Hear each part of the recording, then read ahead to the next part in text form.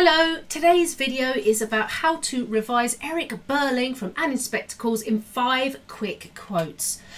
As you probably know, I am Sophie from Past English GCSE. I'm an English teacher. I've been teaching this play for a very long time, and the aim of the game is to teach you as much in as little time as possible. So starting with Eric Birling, he's the son of Mr. and Mrs. Birling, and he is, as a result of that, a middle class. His mother's alluded to be sort of slightly upper middle class, husband's social superior, but she has married Mr. Birling. They are a middle class family. He's the son of a prosperous manufacturer, but he's not, upper class like the Crofts, and he's certainly not lower class. He is quite privileged. Quote number 1, talking about Ava Smith in Act 1, and Mr. Birling, his father's response to that, Eric pipes up and says, he could have kept her on instead of throwing her out. I call it tough luck. So this is when the inspector is quizzing Mr. Birling about sacking Ava Smith. Look at the repetition of could, modal verb, indicating sort of degrees of possibility, emphasising that his father had choice. That said, Mr. Birling's really not going to want to be hearing this from his own son. Could have kept her on instead of throwing her out. Look at that sort of negative. That verb sort of connotes, and especially throwing her out, connotes Ava was treated like rubbish. So you can start to see here, even in Act 1, when the first family member, Mr. Birling, is interrogated by the inspector, that Eric is already siding with the inspector. I call it tough luck. Okay, in other words, what he's really getting at is it was mean. It was mean for Ava. It was mean of his father to do that. Quote number 2, yes, and that's when it happened, and I didn't even remember. That's the hellish thing. Oh, my God, how stupid it all is. This is Eric when he's revealed his part in Ava Smith's demise. Look at the dashes. Now, for a play, these indicate how the line is delivered, and you could hear from my reading of it, there's sort of hesitation here, which indicates distress. This is Eric, and he is sorry. That's when it happened. We're referring to him forcing himself on Ava, or so it's presented. It's heavily implied, okay, in here, that this is what he does. He has attacked her. He's committed, a crime as well as something that is, immoral. That's when it happened. Now, it is a euphemism. Okay, that's when you say something nice for something that's not so nice. A classic euphemism for he's died. If you don't want to say he died because that sounds too strong, people use the euphemism he's passed away. Okay, euphemism. It happened. Well, sex, rape, being drunk. We know he's got an alcohol problem, and if you look back in early parts of Act 1, you can see him reaching for a drink, quite often reaching for the bottle. He's got a problem, and he says, it happened. And I didn't even remember. That's the hellish thing. Okay, so you've got imagery there. Imagery relating to hell. Okay, very serious. This is set, remember, in 1912. There were etiquette rules, there were language rules. You weren't necessarily supposed to speak like this. Oh my God, look, invoking God here. That means it is serious. Now you've got punctuation here, which again, I know it's a play, but it does imply that the actor should raise their voice. And I don't mean shout, but I do mean this distress has got to come through because he is contrite. He's desperately sorry for what he's done. So there's lots of things you can pick at in this quote here. Third, yes, I wasn't in love with her or anything, but I liked her. She was pretty and a good sport. Doesn't make him look great, does it? I liked her. Verb. At best, it's kind of lukewarm, isn't it? It's sort of warm, but not deep. Kind of makes him look shallow, like Gerald. Okay, I liked her. She was a good sport. This will be an expression. And I'll be honest, it comes across, again, as I said before, very shallow. There's a flippancy about them here. A good sport. She was good fun. It's casual. She wasn't really worth much. Again, you can link this to class. I wasn't in love with her or anything. Again, we know he's got a problem. He's got his own issues. Remember at the stage directions at the beginning, and I refer to this in my video where I analyse the opening stage directions. Remember that Eric is described as half shy, half assertive. I just want to remind you of that, because it kind of, that sort of juxtaposition there, that contrast, those two are mutually exclusive. They're not, you can't be shy and assertive. They're the opposites. It implies he's got a problem. We know Eric's got a problem. I wasn't in love with her or anything, but I liked her. Look at the dashes. He's thinking. I think this indicates thinking and pauses in the delivery of the line, which you can write about. He's thinking about it. He's reflecting. It's quite reflective in tone. Reflective tone.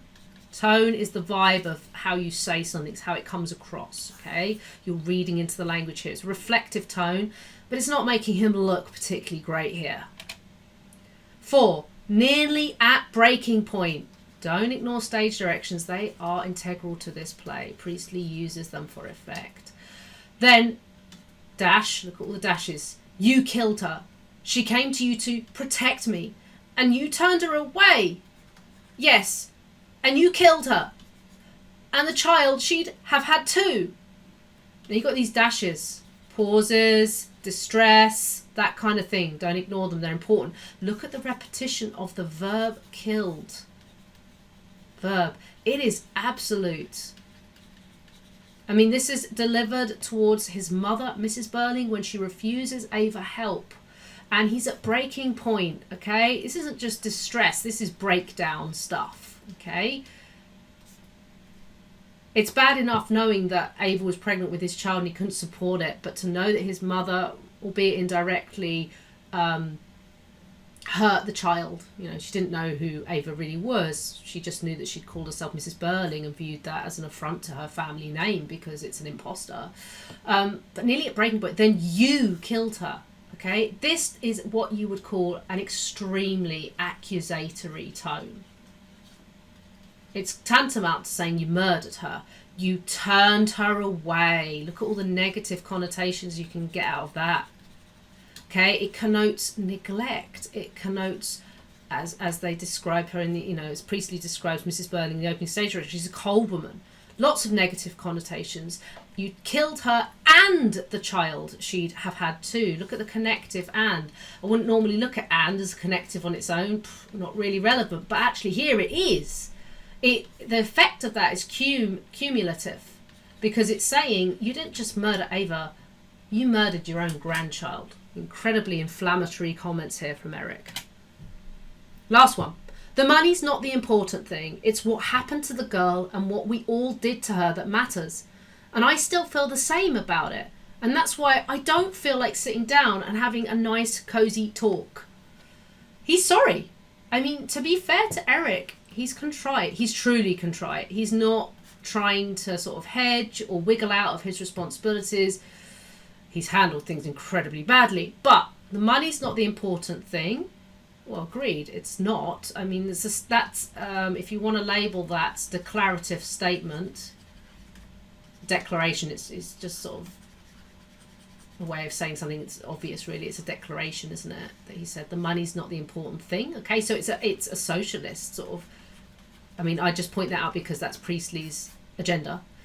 Capitalists are portrayed in this play as valuing just money, and socialists, it's quite opposed. It's quite polarized here in this play. It's what happened to the girl.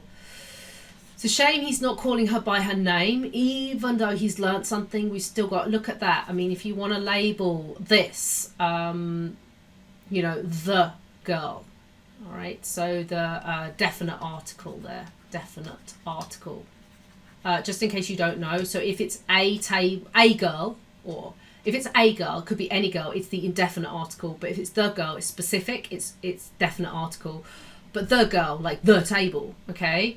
Labeling her by gender and, species, it's not personal. It's the effect of that, calling her a girl. Doesn't use her name, not named. And we know that Ava Smith's sentiments only really echo through a diary through Inspector Gould. She doesn't get to directly speak. It's either reported speech through Gould or someone else. So she's quite powerless, isn't she? I'll put that there.